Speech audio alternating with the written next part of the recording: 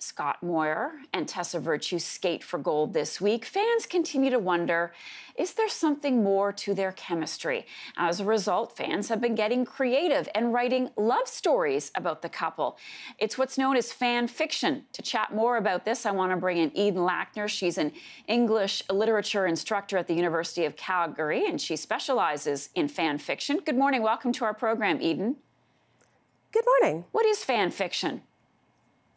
Well, it's when fans find themselves interested in a particular media property, whether it's a book or a film or celebrities or athletes in this case, and they're basically inspired to write stories about them. It's a creative act and one that honestly, if there's media about it, then there's stories somewhere about it.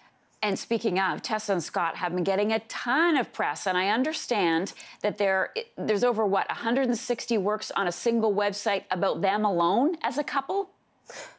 Yes, actually, as of this morning, if you were logged into that particular archive, there was 197 stories of them, and the number will just continue to grow each day, I'm sure. Wow, so are these sort of like Harlequin romances? What are the stories like? Well, they run a gamut. There are ones that are going to be traditional romances. There's going to be ones that are perhaps more interested in angst. There'll be ones that even have fantasy or science fiction bents to them.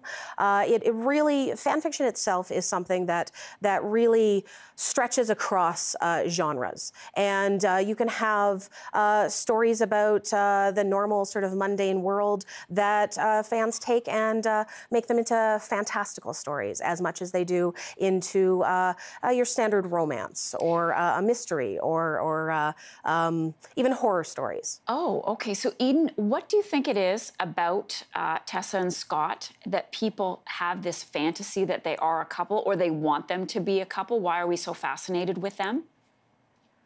Well, I really think that it has a lot to do with the fact that they already have a really compelling story. As athletes, the length and breadth of their career, their prowess, of course, and creativity, and I think ice dancing as well, of course, much of it is about telling a story. So all that sort of works together and feeds that creative notion, and it really gives fans of the sport, of